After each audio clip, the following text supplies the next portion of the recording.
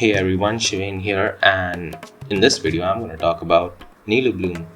Now, if you've been following me for quite some time, if you've seen my videos, you know I'm a huge fan of Nilou Bloom. Like I have an entire playlist of Nilou Bloom against every single boss in the game.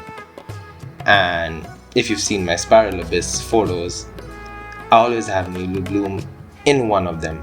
At least it's always there. It's a permanent spot now ever since Nilou got released. So I'm going to talk about why Nilou Bloom I think is future proof. I mean, we're past Sumeru era now, we're in the Fontaine meta. Everything is Numa Osea aligned. The Spiral Abyss also focuses much on having Osea characters and Numa characters since they introduced Dirge of Copilia or the experimental field generator boss. And Nilou Bloom just wrecks it. It's still a good team, honestly. And last year when Nilou released, I read all these comments everywhere that she's a useless character, don't pull for her.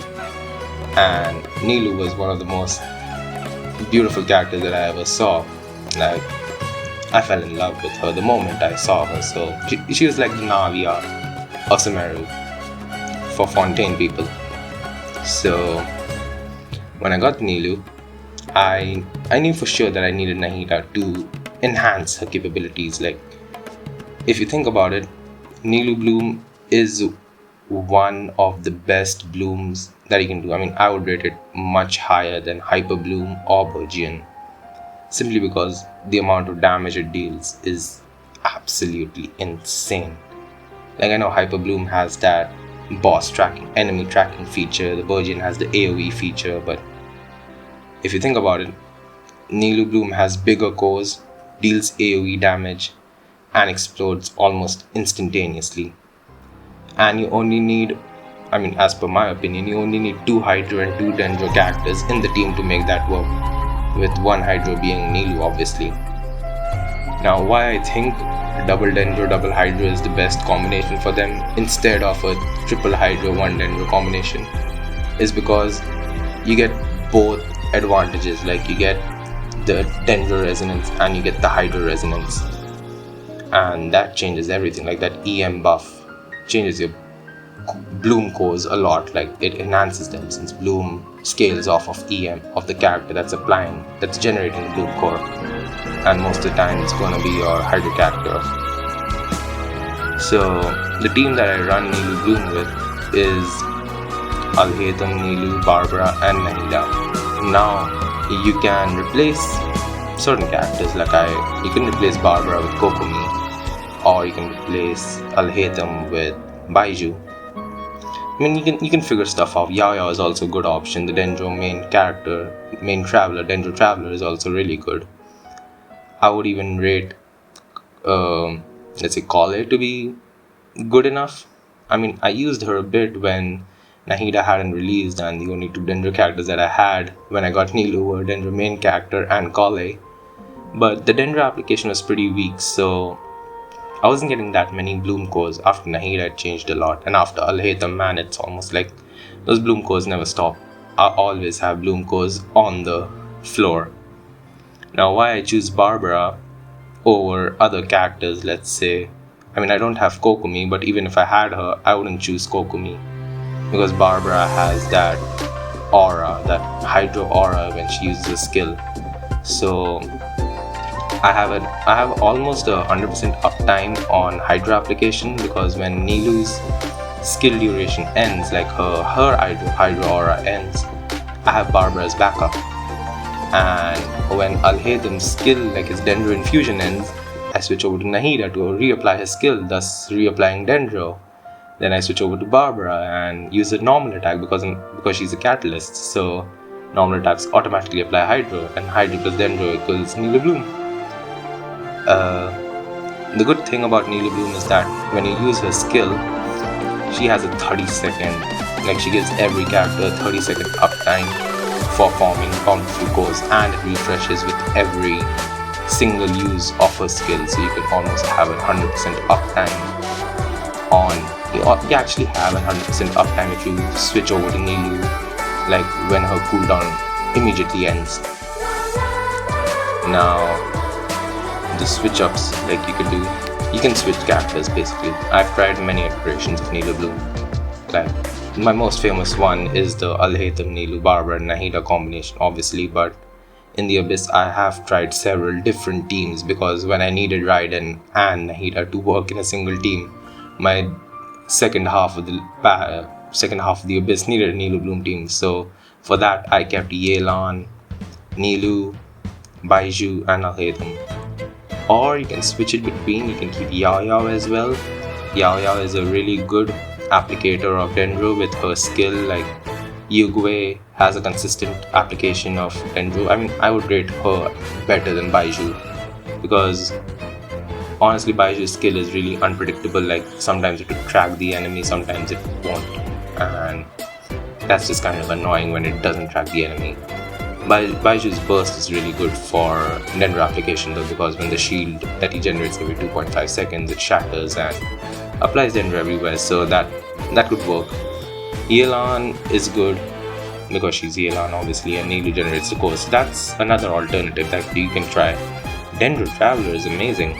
Like, before alhaitham I used Dendro Traveler a lot, and they have reduced skill time. Like, they don't have the Dendro infusion. It's kind of sad because alhaitham nails that aspect and it helps in more generation of Bloom cores.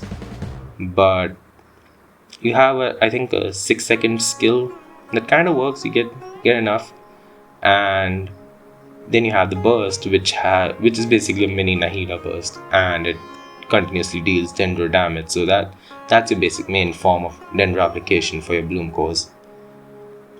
Another thing why I believe is that it's future proof is because enemies even now in Fontaine, they can't withstand those Bloom cores.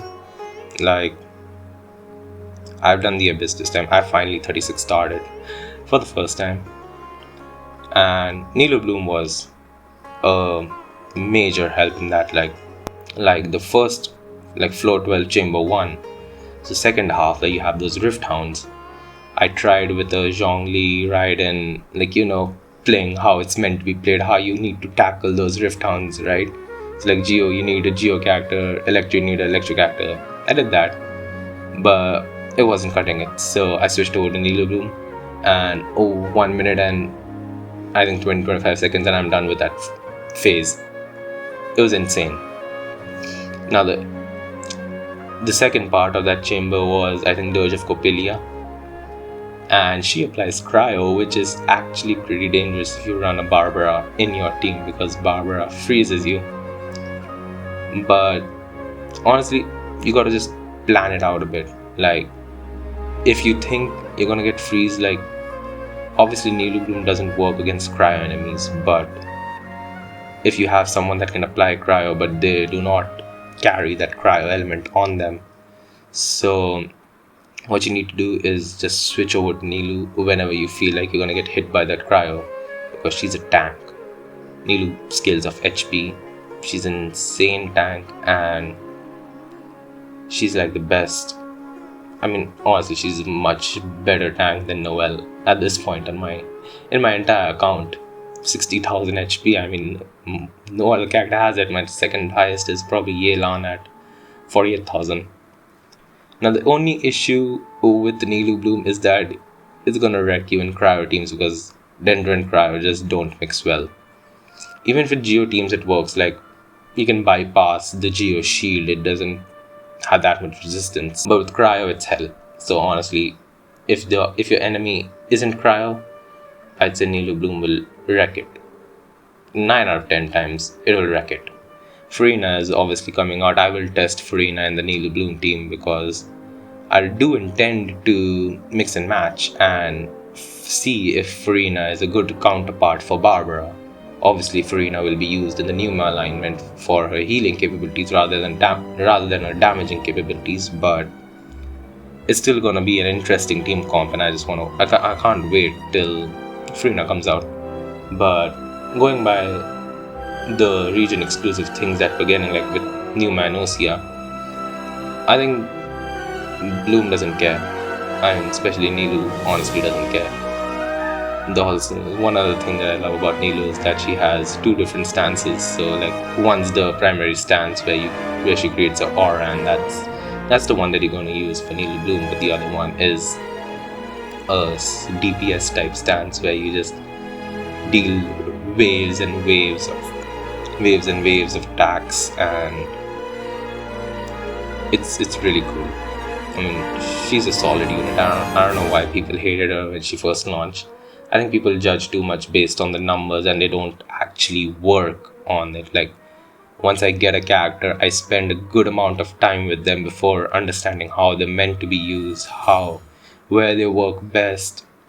And I don't, that's why I don't look up on guides that much, because I want to figure stuff out. I want to see how they work in my teams, how they work in my mind. That's how I use Shenhe, obviously, man. Like, look at my Shenhe, she has some 2.5k attack or something, and I use her as physical most of the time. I mean, it's an open world game. Nobody cares about you clearing the boss wave in like 10 seconds or 50 seconds. It's for fun. But yeah, that's what I do. I just spend time with the characters and figure out the best thing that they could work. That's how I figured out Dia, obviously, man. Like, if you want to run Dia, run her in an overload team, and she's gonna help you a lot.